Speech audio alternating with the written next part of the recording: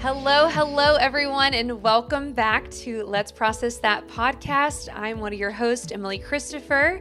This is my co-host, Nick Honerkamp. Hey, everybody. And we are so excited to have a guest today.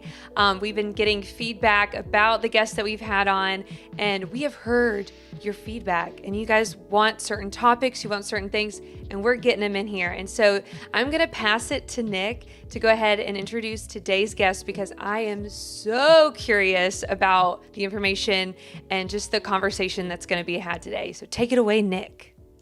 Hey, everyone. It's good to be here today.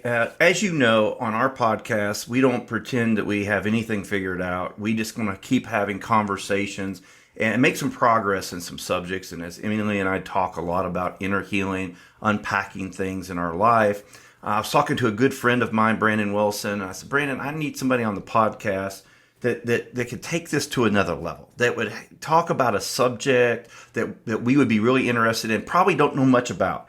And he says, you have got to talk to Ashley Cole. She's a rock star.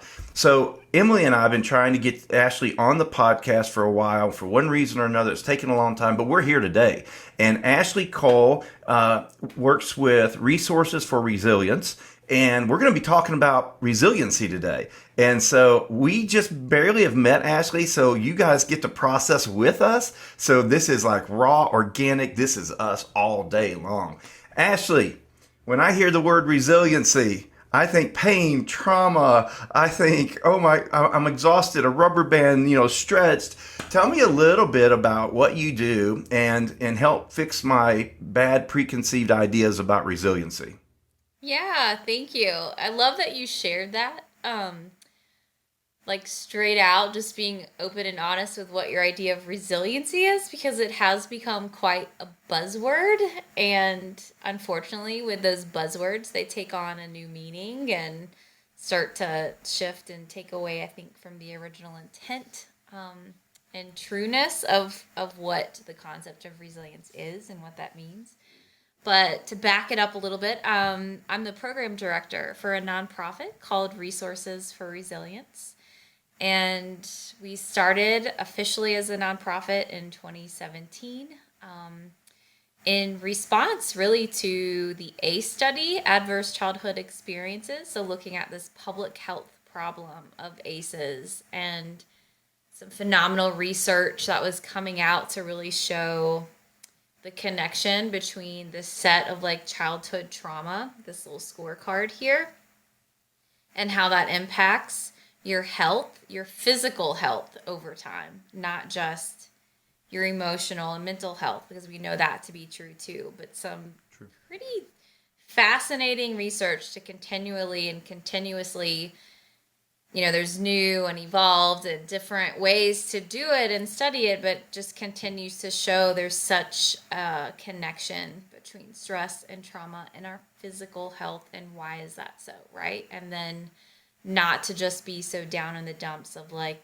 trauma happens, stress happens, good luck, here's your like high diabetes and heart disease scorecard kind of thing, but like, wow, what do we do about this, right? And so that's where we come in, is with things to do. Like, there is hope here, there is resilience.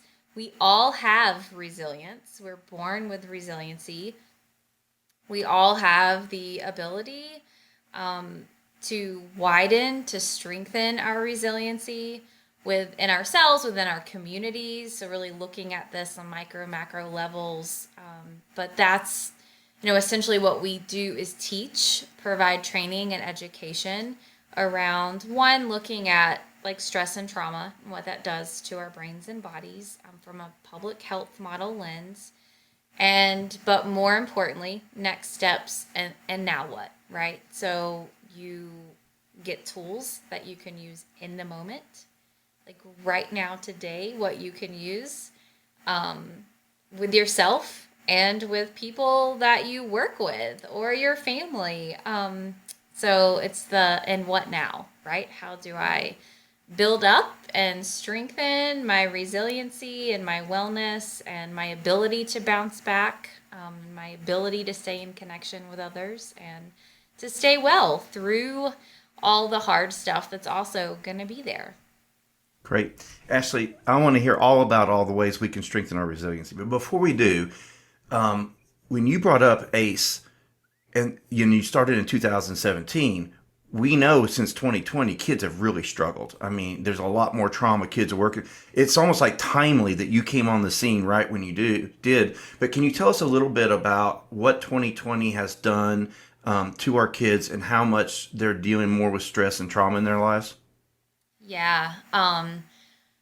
Well, we were like 2020 hit, pandemic, the world shut down, and we thought, oh gosh, what are we going to do? Because we started, and so much of our training really started with our schools and partnering counties all over North Carolina and teaching and supporting teachers, staff, school districts.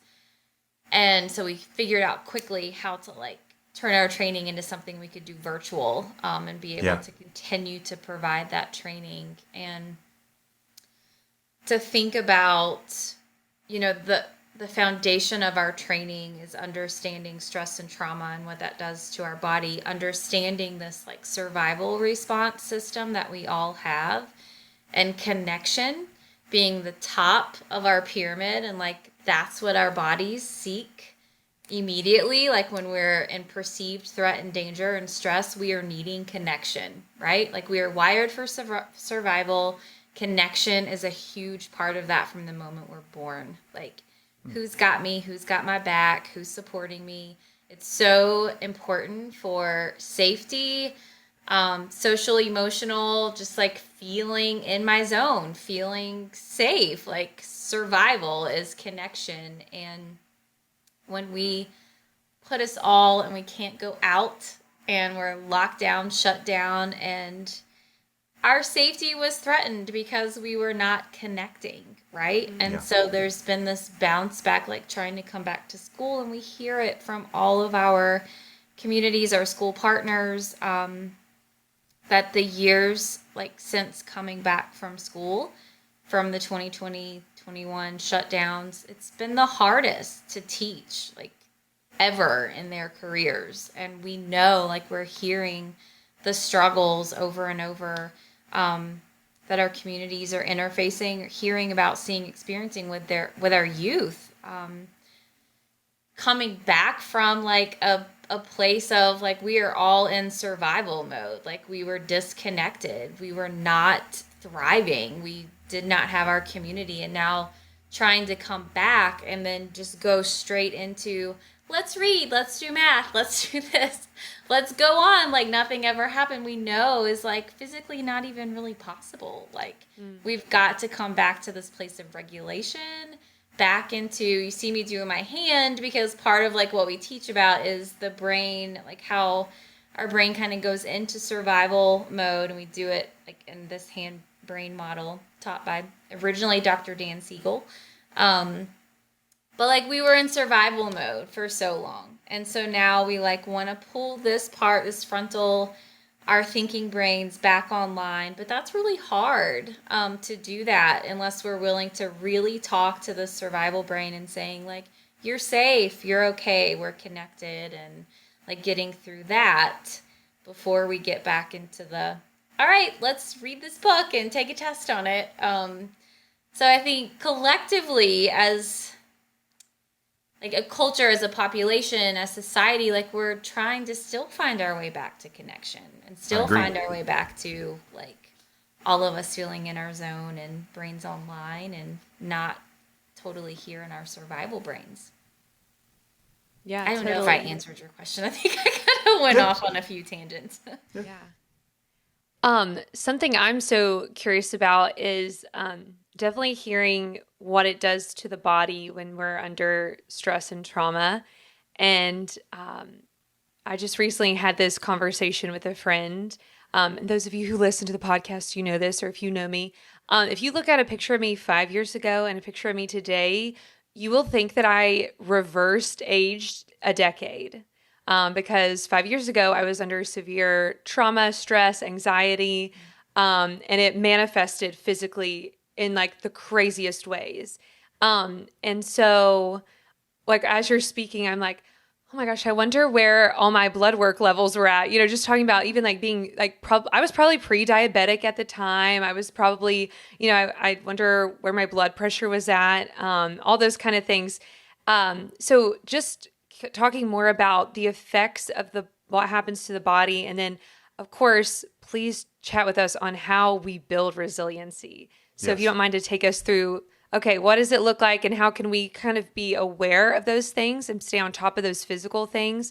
And then what needs to happen so that we build on resiliency and health?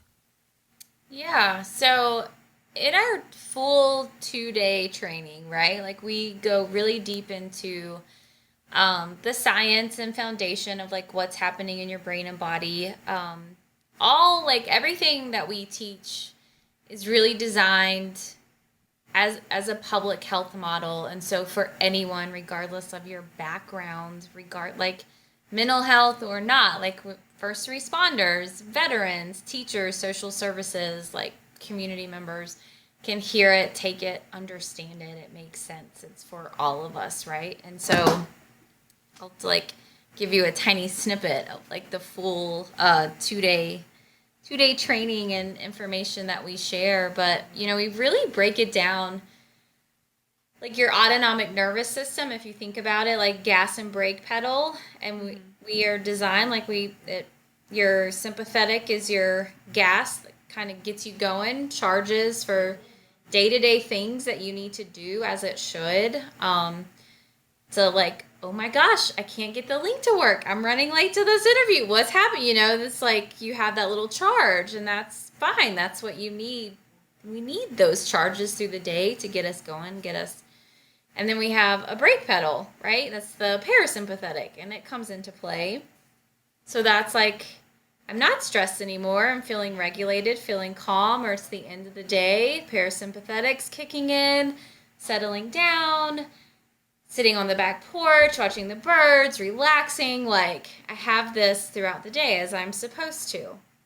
Well, when we experience a lot of stress or a lot of traumatic experiences, ongoing things, and it could be tiny, it could be big, who knows, who cares? Like, if we're experiencing what we call these jolts into our nervous system over and over, this gas, and like that gas pedal gets floored, right? Over and over and over, like charge, stressor. And then over time, this gas and brake is going to get out of balance naturally. Like, it's a nervous system. We're humans. And that imbalance, if I'm not taking the time to kind of really have those resets, is going to cause like chaos in the nervous system. It's like if you were sitting at a stop sign and you wanted to press your gas but also pull your e-brake up at the same time, what's happening in your car? Like, what starts to happen in the car? Like, what might you experience? Or if you're like driving down the road, pull e-brake up and gas all at the same time, what's happening in your car? Big yikes. I would think that the car is working extra hard because all the systems are fighting each other. Yeah. So like wheels are spinning but going nowhere. Yep. Smoke's flying. Chaos. You might be like, the car might actually be spinning. Like, there's all kinds of like stuff happening there, right? So same thing in our body, right? Like, we experience these like adrenaline rushes. We experience like when you're walking through the woods, and like our brain is kind of designed, right? We're wired for survival. So if thinking about this survival brain, my executive thinking brain, my emotional brain, and I'm walking in the woods and I think I see a bear, right? So my survival brain has to take over. So it throws this part of my brain offline, as it should. I don't need to be in my thinking rational brain right now. I need to be in my quick survival brain. And so that also is happening when I'm feeling those like stressors, right? It's my brain doesn't decipher between like a bear in the woods and a bear in the office or a bear at home. And so you're like walking through the woods, you think you see a bear, you start to run or have your fight or flight response. What happens? Like, what do you notice in your body when that's happening? Like, Like what might happen when you think you're running from a bear? Sweating. Sweating. Heart rate goes up. Well, all of us have lived in Asheville, North Carolina, so we're used to bears. but the I would think that my heart rate would go crazy. Yeah, so your heart rate's going up, you're sweating, you might like pupils dilate, your digestion slows down.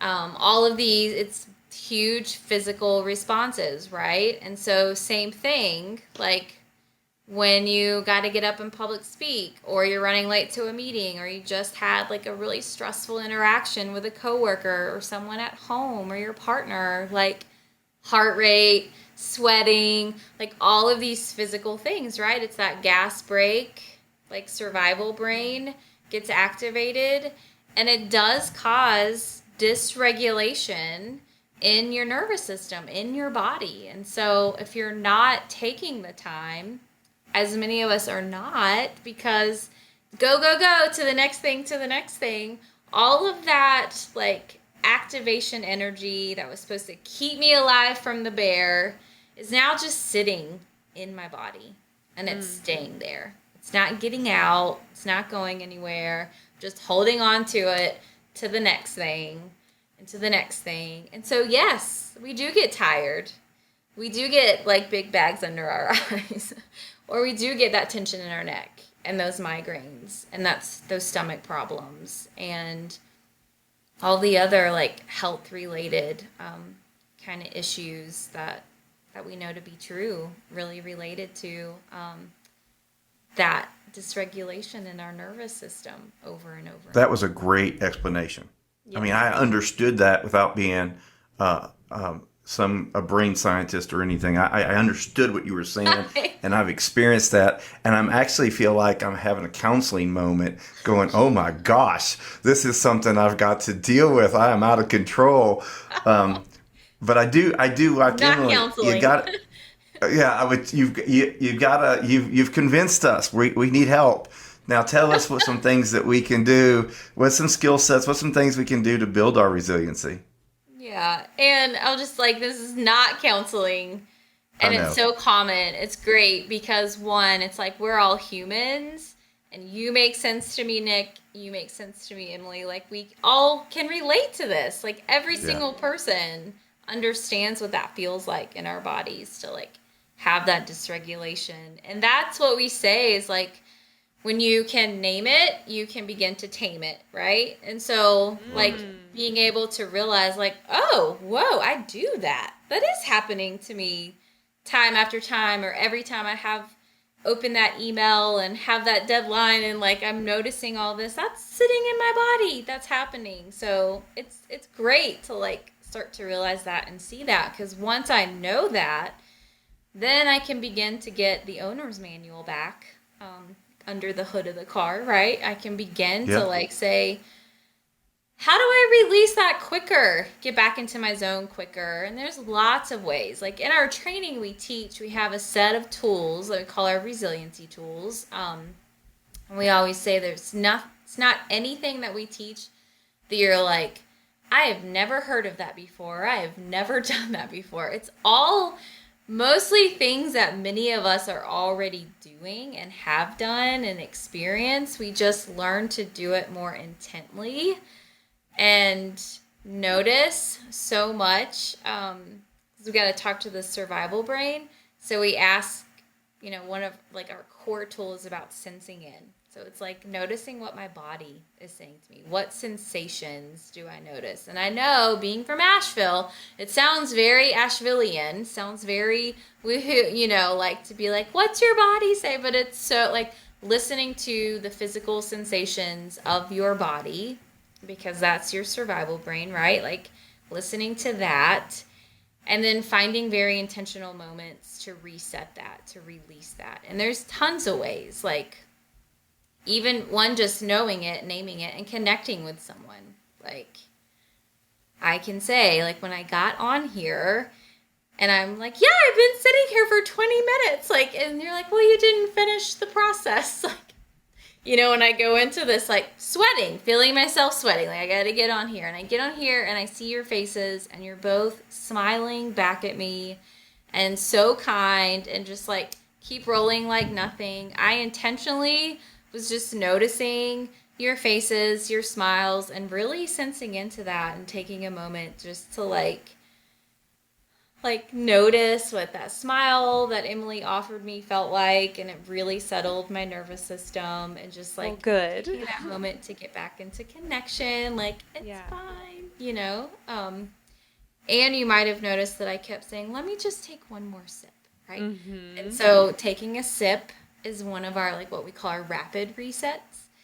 So I, like, take a sip and notice the coolness in my mouth, notice, like, the weight here, take the sip, notice it going down, notice how far I can, like, trace it, feel it going down, and then do it again, and just, like, what we call sensing in, like, really notice it going down.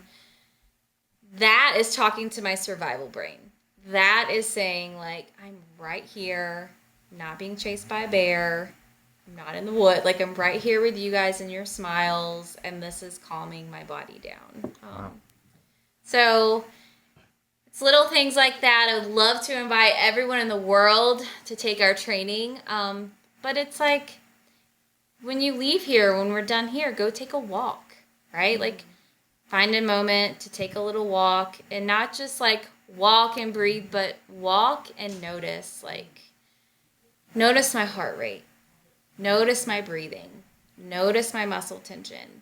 Really tune in to the sights and the sounds and the colors. It's all about, like, your sensations, taking them in, noticing them, have that intentional moment to really kind of just talk to your survival brain, kind of wipe off your nervous system a little bit, get you back into what we call, like, into your resilient zone, and back into this, like, online place of, like, quick moment. Reset moment, or, like, even the next time that you, what we love to call, like, we're swimming in resources, right? So the next time, just your homework challenge from here is, like, the next time, well, actually, let's do something really quick right now. This is great. Okay. We're ready. So I would love for you to think of the last time, and just go with whatever comes up in your mind, right? So first thing that you think of, the last time that you felt really good, a time that you felt connected. It could be to yourself, to someone, to an animal, to nature, who knows? But a time that comes up for you, you felt good and connected.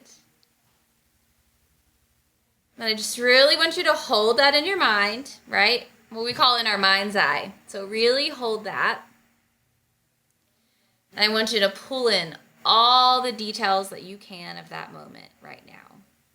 Like, if you were to create a movie for me, really, like, sights, sounds, colors, what time of the day, where were you, what were you wearing, all of those details. Oh, Nick, I see you taking some nice breaths. I see your chest. Emily, I see you smiling. So great. Okay. So, I would love to hear from both of you. Who would like to go first? Like, tell me about that moment. Sure. So one that I was just, like, so happy recently was last Sunday. I tried on wedding dresses and I found my wedding dress, and I was with my, 2 fist bumps. I was with my future mother-in-law and 3 of my best friends, and it was just, like, the most magical moment. I put the dress on, and as the bridal attendant was zipping it up and, adjusting everything, I was looking in the mirror, I was like, I feel so beautiful. And I was like, oh my gosh, I feel so good.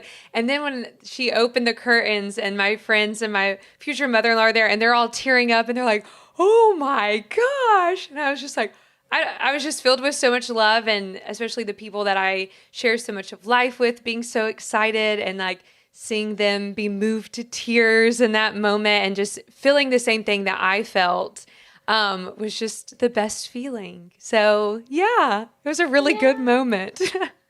I see like the biggest smile on your face and so much animation. So I just want to notice that. So Emily, like take me back.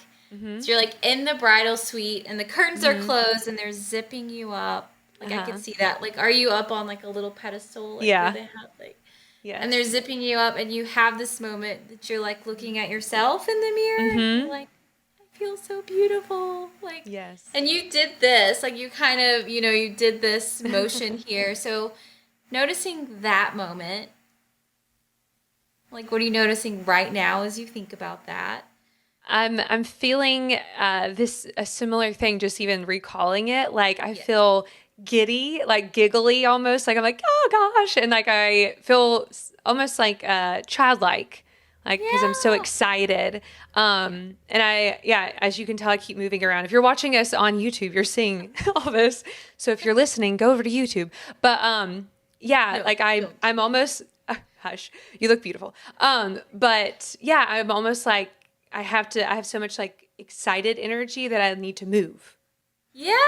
It's like, it's real. And you're like it's a good childlike and all of that. Okay. So now we're going to think like the moment your eyes got so big when you said the moment that they pulled the curtain back and just like right now, everyone's sitting there in front of you and their eyes and their reaction, just like notice that. Sit there with that for a second. And what are you noticing? Like they're all like, all of that. Yes. Yeah. And it's just a proud feeling and like I said, a point of connection that like, I think everybody's realizing, oh, we're sharing this together. And that's so special. Yeah. I love that. Your eyes got so big, your face lit up, like you got so animated, like, and you're right. You're like, I feel it like I did then. That's exactly the idea, right? Awesome. Because we get really good about remembering the hard stuff and the negative stuff because we have a negativity bias, wired for survival, right? That we forget those really beautiful moments also live really deeply in our nervous system. And that's forever going to be there for you. So the next time that you start to feel like, I'm so stressed, or there's something like, or you just need that, you can pull that moment back and have that same, like, I'm excited, I'm childlike, this is great, like all of the things that just happened, like, that's in your nervous system. That's good stuff awesome. That's living there too, right? Yes. Awesome. Yeah. Thank you. That was great. Yeah. Nick, do you want to share yours? You don't have to. Yeah, mine's not quite as dramatic as Emily's is. But I was thinking about yesterday. I was with 14 guys, and some of them were pastors, some of those were business leaders, and there was a core group of us that know each other really well and run together. And then there were some other folks there, new folks to the table, and there was somebody up front making a presentation. I was not up front, but I'm part of the connecting, I'm part of the networking, but don't need to be up front with those guys. And there was two gentlemen in their 80s, and the guy that was presenting was like 24 years old. And one of the guys that was in the room 32 years ago started a thing called C12, which is a Christian businessmen's organization that's went around the world. And the founder was there yesterday, and I'm currently building a C12 table in Haywood County. So I'm like the newest table, and he's the rock star oldest guy in the room, and a 24-year-old guy is standing up teaching the rest of us something new. And I just felt hopeful. I felt safe. I felt connected. I felt like we're going to be okay if we just stick together. If this together piece is the piece, doesn't matter who's up front. It matters who's in the room. And if we'll just stick together, it's all going to be okay. And there was so much honor in the room. Everybody was honoring each other. There's no competition. And it has been in my mind ever since yesterday that lifes me. That right there gives me juice to do hard things for another week. So anyway, That was the memory I went to. I love that. And I love, like, what you said is it's not as dramatic because It can be the big moments of trying on my wedding dress for the first time, or like knowing that this is it. And it can be the tiniest moments of just sitting in a room, all these generations together, and like knowing that I feel hope right now. It can be sipping my coffee on my back porch in the morning when everything's waking up and I'm just sitting there. It can be when my kid hugs me for a quick second. Like, it's the tiniest to the biggest and everything in between. And just kind of like letting your brain go wherever it wants to. It knows like what you need in the moment. So I'd say, Nick, is there like a very specific moment about that time yesterday when you said like you felt hope? Like, could you like zero in on one specific moment in time that just really stood out for you? There was a moment when we were introducing each other that a couple of guys didn't fully represent their brilliance. And one of the other guys stopped their introduction and took over introducing them for them because they were not saying all the stuff about themselves they needed to. And I thought that was one of those moments where I was like, we're not competing against each other. We're trying to make sure that everyone gets their just dues and we recognize who's at the table. That would be my moment. So as you like were you sitting, like you were sitting at a table? Mm-hmm. You're all sitting. Like, looking at them up front, the introductions, just the lighting, the room, who was there, like all of that moment. Just noticing right now as you're thinking about that. What's happening in your body right now? Like, notice your breathing and your heart rate. And your muscle tension, any other like things you're noticing. Because I see you, like I've seen you several times, like take a deep breath. Just like letting me know you're like really settling into it. I'm not present a lot. And in that moment, I was present. I wasn't rushing to go do something else. I wasn't stressing over the next event I had to plan. I was present. And the clock sort of stopped. And that doesn't happen a lot in my life. And so, thank you. Yeah, that's a feeling I have right now. Yeah. Great. I love it. This is awesome. So it's like this, right? It's these moments. It's learning we are swimming in resources. There's these little moments that are happening every day, all the time, all around us. And we do get like caught up, right? In the go, go, go. Or just the like, not even that, like things are hard too. And so just learning to like pull out those moments and have like what I asked you to do was like sensing in, noticing as you think about it right now, what's your body telling you? And you both like had these big reactions, like Nick, you're relaxed, you're breathing, you like looked slower, and Emily, like you just like had all this brightness and lightness come to you. It's like those are there. They're there for you. So the next time you need them, pull on them. And it's just little moments like that again, like wipe off that nervous system, like do a little scrub and like help to give a little reset, help to kind of calm this part of my brain, pull me back online, and like, all right, I'm good. Let me go for the rest of my day, and I might need to do it a few more times. Just take these intentional times to talk to my nervous system. Wonderful. Yeah. So with building resiliency, being able to, in the moment when we're feeling the stress, the anxiety, just taking a few minutes and kind of doing what you did, walking ourselves through, all right, let's go back, let's pick out a moment, let's fully be in that moment. What were we feeling? What were the colors in the room? Who was with me? And applying those things. Is there any other thing, a resource or a tool that you find is very helpful? Because I know there's several things, but is there anything else that you personally enjoy when it comes to this? Yeah, that's a great question. And I'd say, yes, there's a ton. Come to our training. You can learn about them all. Good commercial. Yes. But no, like, I love doing that one because you can think about a time that you felt better, like driving down the road. I can think about that, you know. But I would say, like, during my workday, if it's finding 5 minutes, 2 minutes before I respond to an email or dive into a project, like, I might get up and push on the wall for a minute. I know that sounds like, what? Like, push on the wall? But we get a lot of charge energy sometimes when we're working and things are happening, or I might start, you know, who knows what's going on, and I just need a quick reset. So I'm going to push on the wall and, like, just get some of that energy out or pull energy into my body. So I just really notice, like, it's like my kids and I, my little one, will do this. I'm like, all right, let's push on the wall with me. Like, we're going to push this wall down, right? And so he's doing it and I'm doing it. And I'm like, ooh, my muscles feel so strong and the wall feels really cold. And so we're, like, really zoned in to what our muscles are telling us, what our heart rate's telling us, what the temperature of the wall, all of that, and let go and shake it out. And it's like we both had a great, like, reset. So I can do that in between work when I feel like my 5-year-old's like all over the place, too much energy.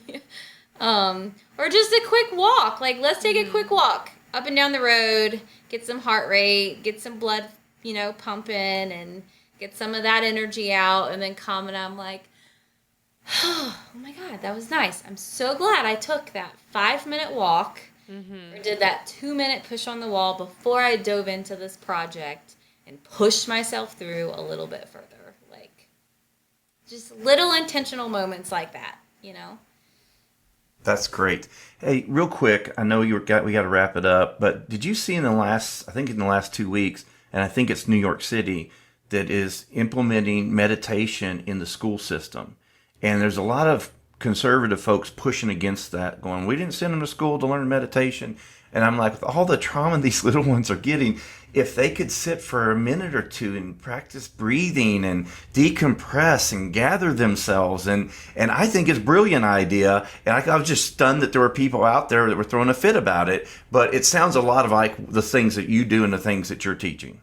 Yeah, it is. It's all, yes, exactly. Like mindfulness, you know, it's just being mindful of what is my body telling me right now? What do I need right now?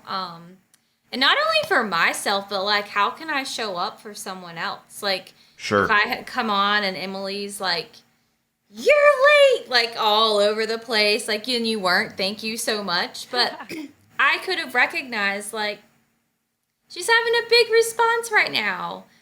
It's okay, like, she's human, and I could have done some things to, like, help her settle down. It's like just all about showing up for ourselves and for each other, and Absolutely. noticing what our body's telling us. Yeah. Excellent. So, if you're listening and you're like me, you're like, I want more. So, Ashley, please tell us more about this, the trainings you guys do, how people can get connected with your nonprofit. Is this just something that's offered in Asheville, North Carolina? What if I'm in Virginia Beach, so we have a lot of people up here who listen. So I know people are gonna be like, wait a second, how can I get my hands on some of this stuff too? So just go ahead and tell us, what's the next step if somebody's been listening today and they're like, ooh, that was so helpful and I want more. Yeah, that's a great question. So we do not just train here in Asheville. We are all over. We can do this virtually. We can travel. So we're happy to talk if anyone's like, come to Virginia Beach. We'll make that happen. So we go anywhere and everywhere. We've done trainings for nurses in India. Not in India, we were virtual, but we've done trainings with nurses, which is really cool. We've trained from like law enforcement, first responders, teachers, social services, like all the audiences. So we welcome any group, and you can check out our website. So resourcesforresilience.com. It's FOR, not the number 4. resourcesforresilience.com. Kind of see like upcoming trainings, because sometimes we host trainings that are just open to the community. So that's one way, or we'll do private groups, whichever. And other offerings that we have workshops. We have like 1 day like leadership workshops, and we have our 2 day like the full training, which is really awesome, and people can get CEUs for that as well. So if anyone out there is like looking for ways to get their CEUs in, that's possible too. So really just checking out our website. Anyone's also always welcome to email me, as well as like on the website we have a contact me, and it's like a direct link to an email, and I check that. So I'm happy to see if people want to know more, learn more, and what that might look like. Yeah. That's awesome. And everybody listening, go to the description of this episode, and I will put all those in there, those links, Ashley's email, all that good stuff. So if you want to reach out, just as I'm sitting here, I know my organization, this would be a great benefit. So if you're a leader and you're listening to this may be something that would be excellent. Well, I think just from my 40 minutes here with Ashley, like I said, I'm already like, I want more. I'm so curious. But if you're a leader, I think this would be an amazing resource for your team. So make sure that you get connected, and it's wonderful that these things are offered virtually. Or like she said, you can fly her out, honey. She would get on a plane to a fabulous place. So yeah, Ashley, thank you so much for this. Even like I said, just in this 40 minutes that we've had together, I feel like I've learned a lot. Me too. Life is so busy for both Nick and I, and to be able to use these tools, but also pass them on to the people around us are essential. So thank you. Anything else? Nick, am I missing anything? No, I think this is exactly what we were hoping to find is for her to identify with all of us. We're humans, and these are human things, and then give us some tools and some hope and actually practice. I thought it was amazing, and it did feel like a counseling session, even though it wasn't. I felt like, because I feel better now, I feel like I have more resiliency to give someone else. I think you did a great job, Ashley, exactly what we hoped this conversation would be. Yes. Thank you. Thank you so much. And thank you all for listening today. Please make sure that you're following us on all of our social medias. Shoot us an email if you have any questions or suggestions for us. Let's process that, podcast@gmail.com. And we want to shout out, thank you to our producer, Adrian Vosh, to our incredible music that you hear playing right now that was written and produced by Caleb Honerkamp, and all of our marketing photography done by Before the Foundations Photography, Allison Frost. We thank you guys again, and we will see you on next week's episode. Bye-bye.